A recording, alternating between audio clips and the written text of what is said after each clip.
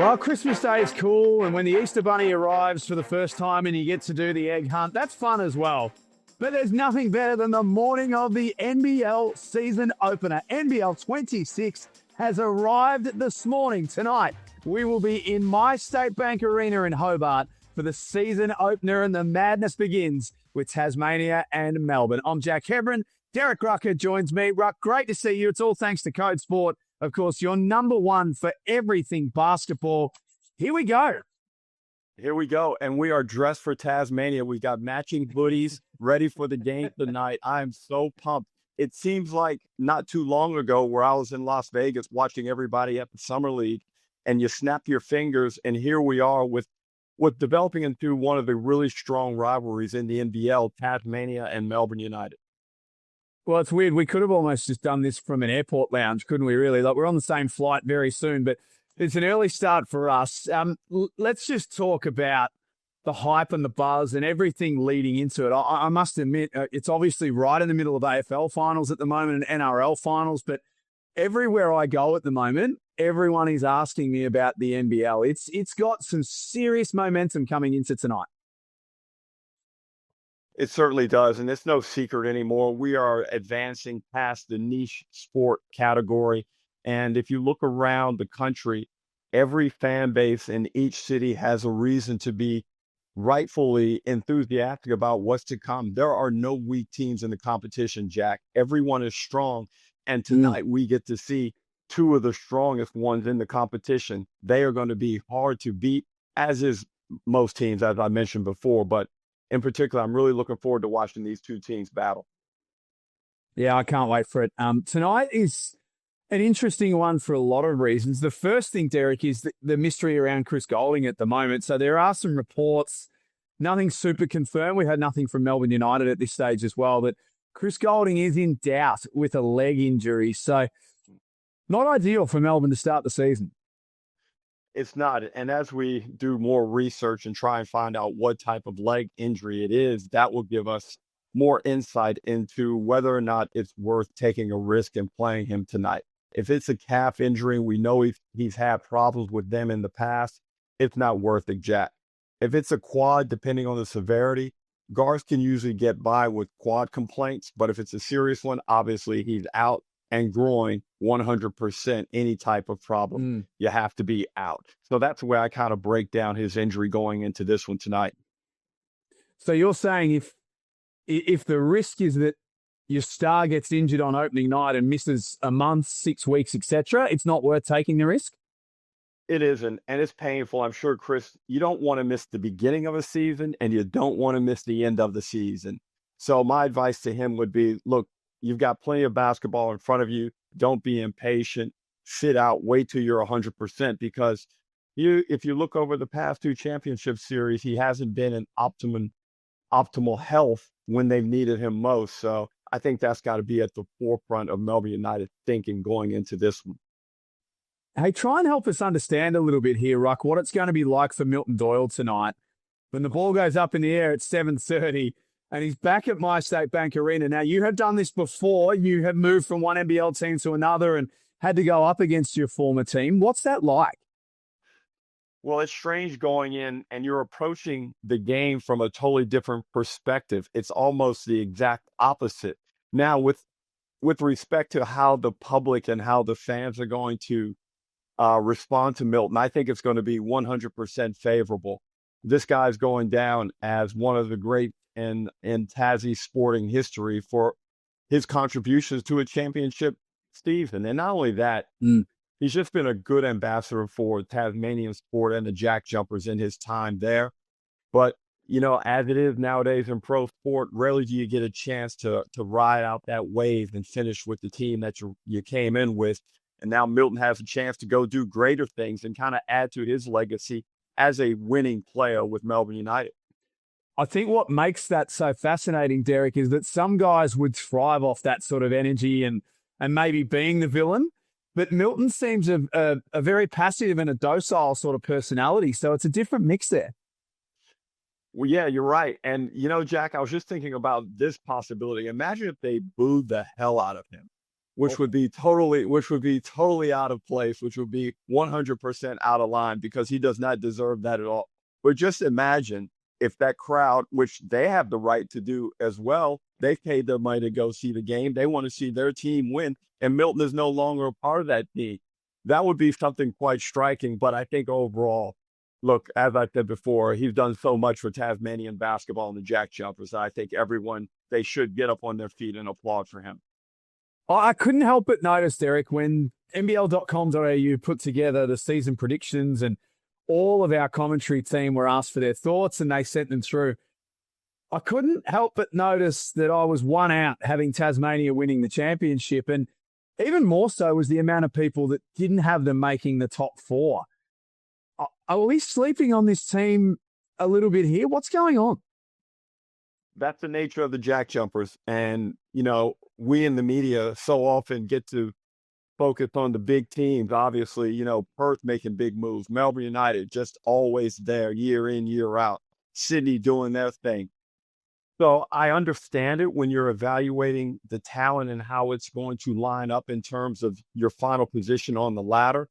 But we continually underestimate the value and the intelligence of Scott Roth. We underestimate that Tasmania have one of the top two home court advantages in the competition. We underestimate how good they are defensively at My State Bank Arena. So you put that all in that pot together, Jack. I think your prediction of them being very good this season is strong. I have them around 4 or 5. If they stay healthy, they can ascend higher than that. But if they don't have good health, then they'll be battling to get into the play-in. And I must admit, that was the part when I've sort of decided or landed on Tasmania, that's the part that makes me nervous is the health, because I'm of the view, Derek, that if Will Magnay and Josh Bannon can stay healthy for 85 to 90% of the season together and play next to each other, then they're going to be a damn hard team to beat, let alone what happens with Johnson and Hamilton and Campbell. You're 100% correct. And I want to see Josh Bannon now that it all matters. I want to see him play meaningful basketball. We saw that he hit 2 game winners in the Blitz, arguably was the best player in Canberra for that event. But now it really starts for real. And he's going against a revamped Melbourne United front line that has a lot of good defensive versatility inside. And he's got to go up against Finn Delaney, Fabian Krislovich, who he kind of replaced, but not really, but still. Krislovich was on that team and Bannon wasn't, so we could say that he replaced him. And, there are going to be some real good frontline battles. And, Jack, come on, man, let's get to the game already. I'm too excited. Let's get to the game. we haven't even got on the plane yet. We haven't even got to the airport yet, but it is very, very exciting. I can't wait for that one tonight at 7 p.m. on ESPN. Check your local guides, of course. Full team down at My State Bank Arena. Ruck, you'll be there. Gazy, you'll be there. I'll be there. Kelsey Brown, Felix von Hoff. We cannot wait for that one. Read with interest in Code Sport yesterday, the cross-court article with Matty Logue and Mick Randall, talking about the Adelaide 36ers. Now, it was an undisclosed source, but the way it was written, you'd assume it was someone from within the confines of the Adelaide 36ers. And they spoke about how harmonious this team is and how professional this team is at the moment, how the hatred and spite was a quote that was used from last year is no longer. My question to you, Derek, is, are you buying this and how long can this last? Oh, boy. I'm not entirely buying it and I'm not knocking these guys, these 2 individuals, but the reason that they are professionals and have done well as professionals is because of their DNA. And that's Dejan Vasiljevic and Montrezl Harrell. Those guys are high energy, volatile characters, and they want to do well. They want to play basketball the right way. And I believe as long as everything is going well, it will be, as Adelaide are putting out this week, it will be all strawberries and cream. It will be fine, and they'll be winning a lot of basketball games. But if things don't go well, both of those guys are very vocal, and they're going to speak their piece. And while that piece they speak may be correct, you never know how it's going to affect the rest of the group. Now, the big overriding icon in the group is Bryce Cotton. And ultimately, I believe if Bryce decides to take on more of a leadership role in Adelaide and be more vocal, as we see he has been this offseason, then I think he can squash all noise that's happening in that change room. He's the one, isn't he? He's the one that could hold the whole thing together for the Adelaide 36ers. I was listening to yesterday's show. Pete Hooley and Damian Martin got together and they were talking about the Perth Wildcats. And Damian Martin, just in terms of style of play and what he's seen so far already from Mason Jones, which is not a lot. He hasn't been here long, but drew some comparisons on first glance to Ricky Grace. Now, anytime that Amazing Grace's name is brought up in comparisons, that's a big deal. One of the greatest players who's often underestimated and underappreciated is Ricky Grace. Multi-time NBL champion. I have him probably number 2 all-time point guards and just a winner. And I think that's what Damian probably see in Mason Jones. What I see in Mason Jones, though, is a lot of points forthcoming. This guy filled it up in the G League, Jack. And we have known that G League scoring transfers quite well to NBL scoring, especially the way John really wants his Perth Wildcats to play, which is fast, high energy, high possession, get a lot of shots up. I'm very much looking forward to seeing how Mason Jones blends into this team. But to be honest, this Perth Wildcats group, we had a good look at them at the Blitz. I feel like they could be the highest scoring team in the competition by some way if they can get it all together because they've got so many options. Well, the next time I see John Riley, he's probably going to look at me sideways for making this comment. But, Jack, I think the Perth Wildcats are low-key the championship favorite after having Mason Jones added to their lineup. I know a couple of weeks ago I said Melbourne United, but there's something about the Perth Wildcats that I really like. The balance, the potential for any one of their 4 stars, Jones, Doolittle, Windler, Jolawala Chul Jr. There are 4 high-level guys, and on any given night, those guys can dominate a basketball game. Also, I think they'll be significantly improved on the defensive end. Last year, they were porous, and that was one of the reasons why they dropped some games during the regular season, which eventually hurt their end-of-season ladder positioning. So when I add all those factors up, Jack, I think the Red Army had real reason to be super excited for this season. And what a comeback it would be for the franchise post Bryce Cotton.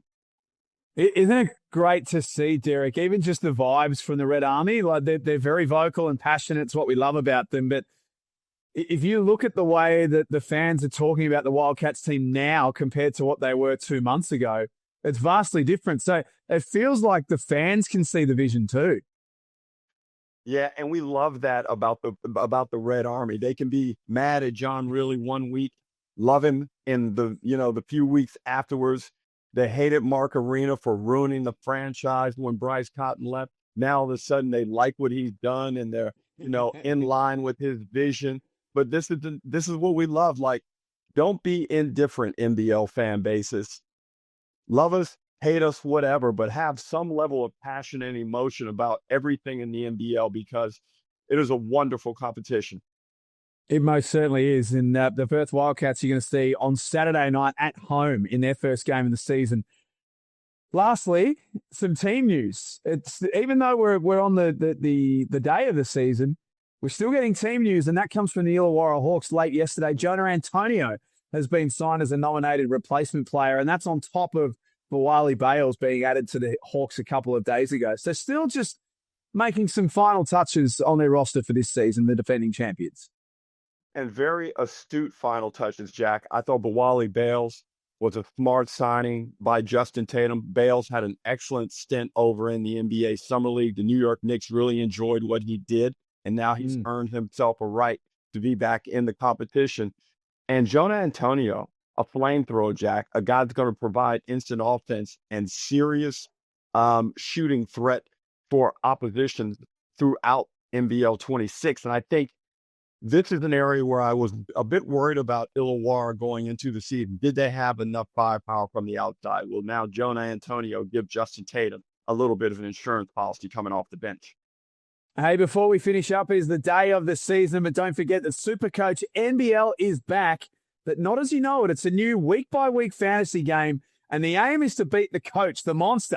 Montrez Harrell is the coach for this season. It's all thanks to Choice Hotels, where Trez is an ambassador. Anyone who beats his score on a weekly basis goes into the draw to win cash prizes and Choice Hotel gift vouchers. So head to Supercoach, NBL.com.au to enter your team. You can change your team each and every week.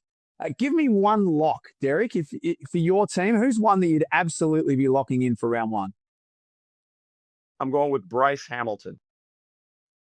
Nice call. I like that one as well. I reckon Bryce Hamilton would have been high on a lot of people's lists, as he should be as well. Hey, Ruck, I'm going to see you at the airport in about an hour or so from now, and we can't wait to be at My State Bank Arena tonight because it all kicks off. This is going to be one hell of a season. Jack, bring me a flat white, and I'll see you shortly, pal. Listen, I'm your co-host. I'm not your servant. Thanks so much for joining us here on NBL Now. Don't forget, tonight it is Tasmania and Melbourne to open the season. This has been NBL Now, thanks to Code Sports.